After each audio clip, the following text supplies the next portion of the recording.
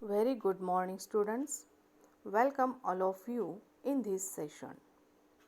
In the previous video, we have discussed about the first and the second part of the poem number 2.1 Cherry Tree, written by Ruskin Pond.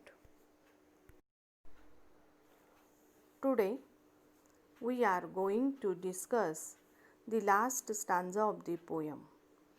See the page number 67. Let's see the last stanza. I lay on the grass at ease. At ease means relaxed, free. Looking up through leaves at the blue. Blind sky, at the finches as they flew.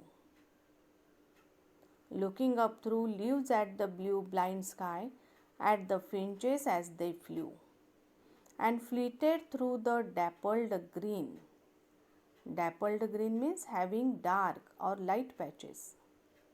While bees in an ecstasy drank.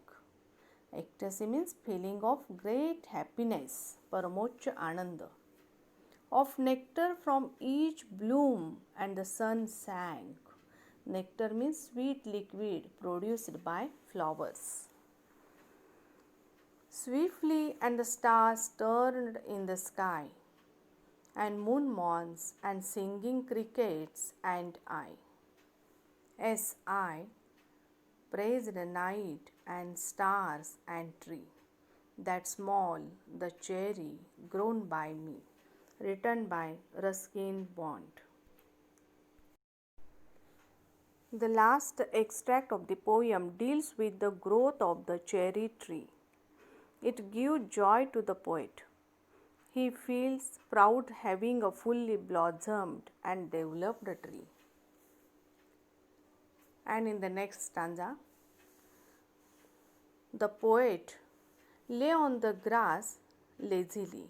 I lay on the grass at ease, looking up through leaves at the blue blind sky, at the finches as they flew and flitted through the dappled green.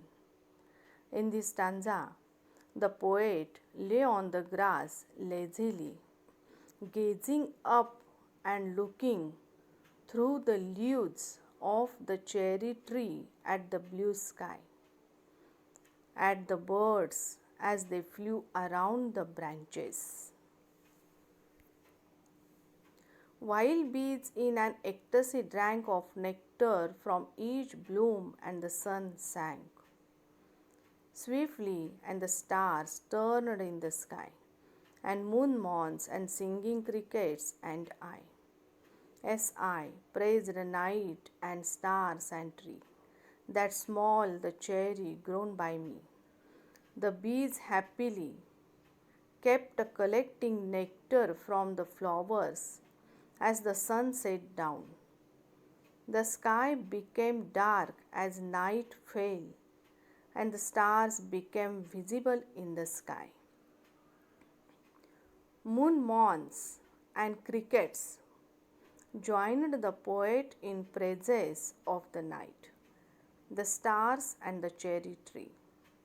The poet marvels at how the little seed sown by him had now grown as a tree in full blossom. बघा, मागच्या स्टांजामध्ये आपण पाहिले की कवी काश्मीरला जातो आणि काश्मीरवरून आल्यानंतर जेव्हा तो परत येतो त्यावेळेस त्याला त्याच्या दारामध्ये अतिशय सुंदर चेरीचे झाड फुल्ली ब्लूम्ड म्हणजे पूर्ण वाढलेले बहरलेले त्याला दिसते.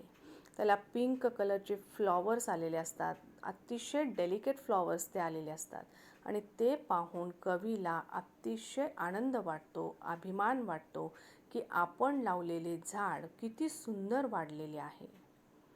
त्यानंतर कवी म्हणतोय आय ले ऑन द ग्रास ॲट ईज. आता कवी काय करतोय, आता त्या झाडाखाली गवत आहे, त्या गवतावर अत्यंत निवांतपणे, शांतपणे, समाधानाने, आनंदाने कवी लोळून घेत आहे. ले म्हणजे लोळून घेणे. Looking up through leaves at the blue blind sky.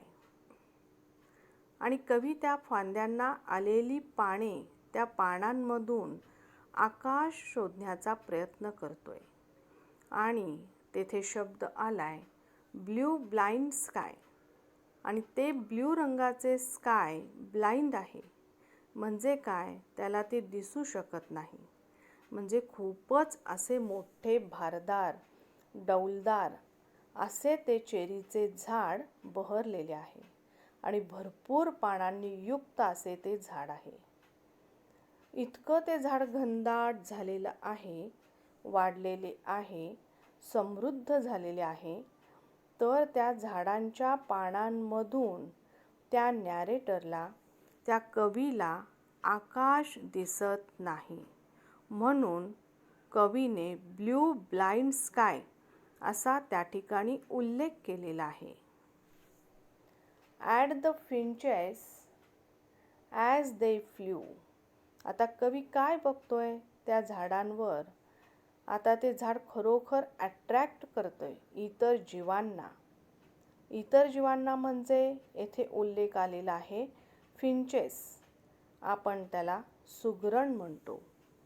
तेथे पक्षी आहेत आणि ते पक्षी आनंदाने त्या झाडांवर उडत आहे.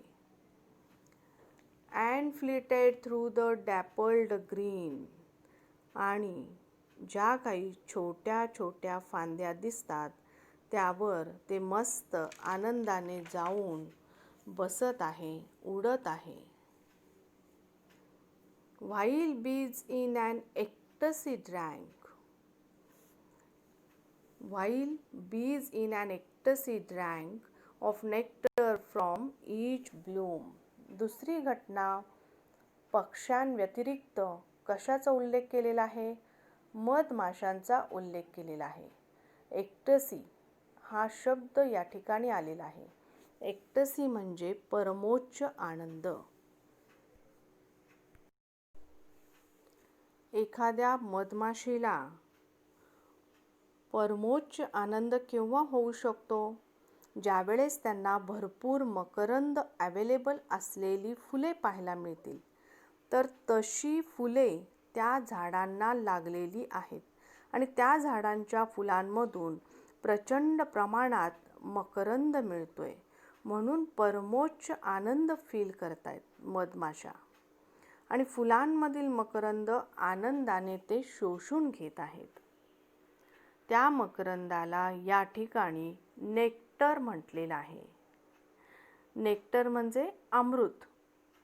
या ठिकाणी अमृत हा शब्द घ्यायला हरकत नाही, कारण मधमाशांसाठी हा जो मकरंद आहे तो अमृतापेक्षा कमी असू शकत नाही.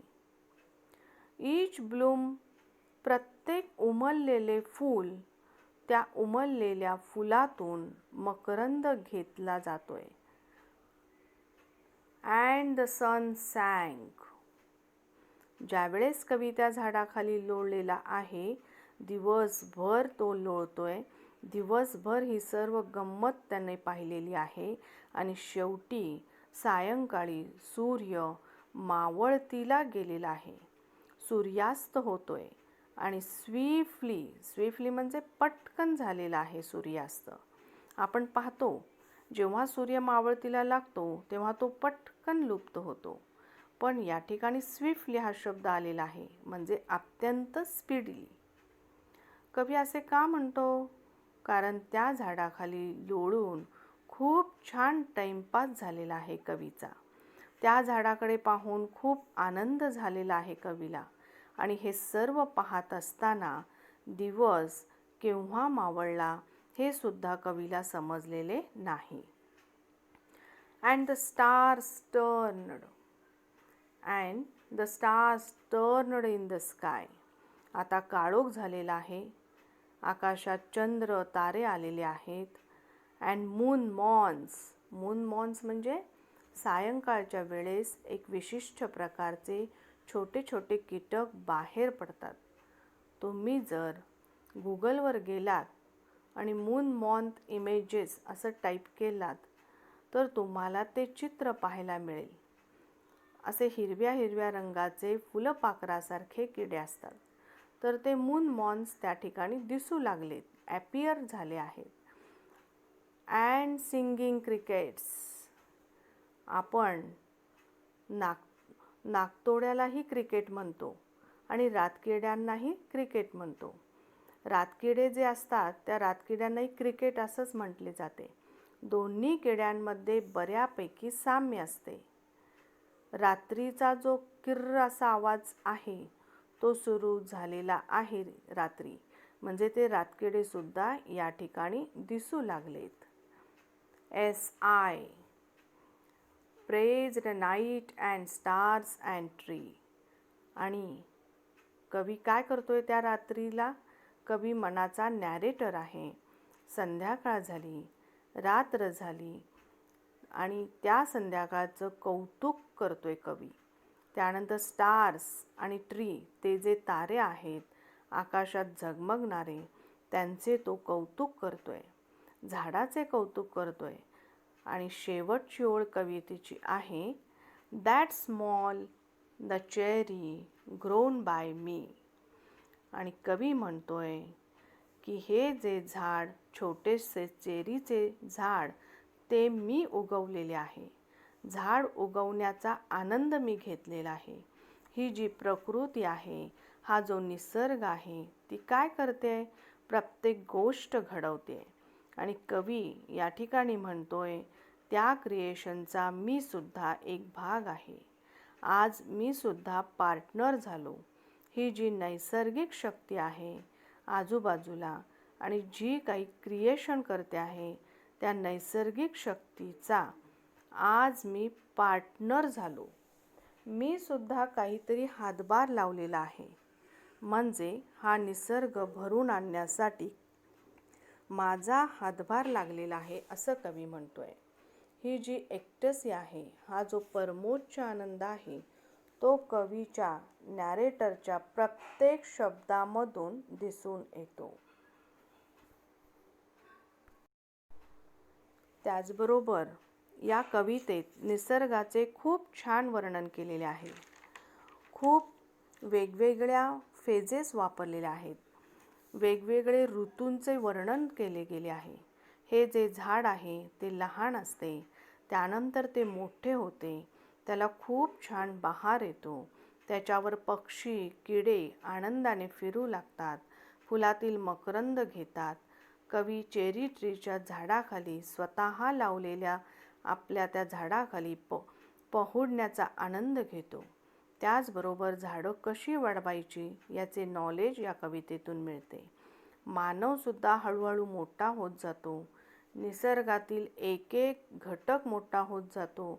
मात्र प्रतिकूल परिस्थितीमध्ये सामोरे जाताना कुणीही हार मानत नाही. ही थीम आपल्याला या कवितेमधून लक्षात घ्यायची आहे. झाड लावण्याचा, झाड वाढवण्याचा आनंद प्रत्येकाने घेतला पाहिजे आणि ॲटलिस्ट एक तरी झाड प्रत्येकाने लावले पाहिजे. The underlying message of the poem is to plant trees and reap joy from them. It also highlights the importance of trees in our surroundings. Overall, the poem is a good read. It is quite appealing as it portrays a detailed and colorful picture before our eyes of a little plant growing into a blooming tree, overcoming hardships that lay in its path. There may be every kinds of threats that occur in the life, but one should struggle hard like the cherry tree and win the battle of life.